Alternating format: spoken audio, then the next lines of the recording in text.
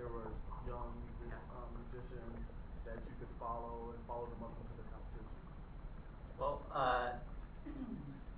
Steven is the one that he was a teenage magician himself. So no, not on the level of these guys right here, but he wanted to. I'll let you tell the story. Well, basically, there's one of our exec producers, Seth Gordon, who directed The King of Kong, which is a movie many of you may know. Has a big movie coming out this summer you should support called Horrible Bosses. He and Ed Cunningham, his producer on The King of Kong, and I had been talking about the idea that there should be a doc in the world of magic for years, and just had never found the hook, the actual story. And then I was in New York rehearsing for a play, and I went to this magic shop called Tannen's, which is a real historic place there. And these three really introverted, like 12-year-old boys came in, and I was just drawn to their energy. And then they went behind the counter, picked up decks of cards, and became salesmen at the store. Said, "Good afternoon, everybody." And I thought, oh, that journey from introvert to extrovert, somewhere in there is a story.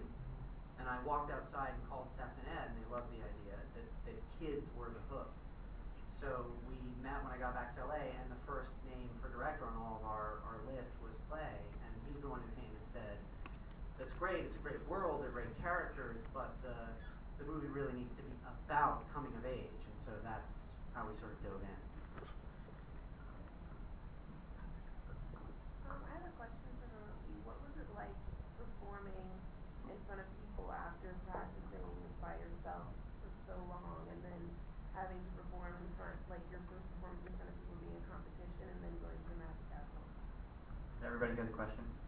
She'd ask Haroki about how it was to perform in front of lots of people after practicing by herself.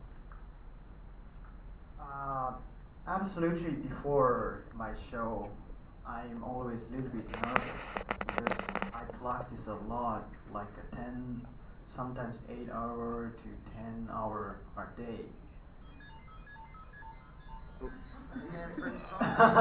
Speaking of Magic Castle. It's magic. So, but when I performing on stage, I really enjoying, like when I hear applause for me, the feeling so good. I really, yeah. And finally, when I got standing ovation, feel more good. Feels like a rock star.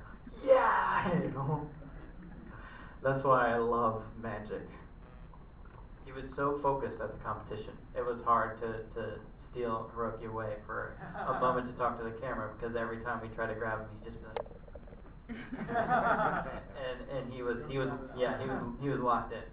Kristen put it best the other day at the Magic Castle. Haroki said that he practiced for 8 to 10 hours.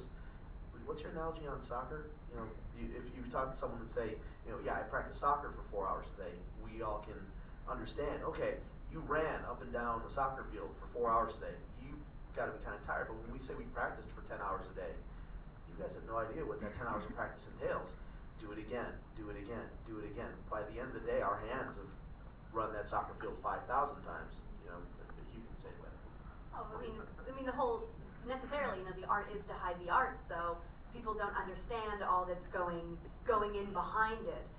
That's something that's, I've had a lot of people email me about how great, as a magician, how great make-believe is, because it's sort of communicating the fact that, there is all of that toil and all of that work that goes in behind it, and that, a lot of people, I think they say we're like a little world of oddballs, because we are so focused and driven with what we're doing in a way that isn't always accessible to the masses. Again, necessarily because the art is to hide the art.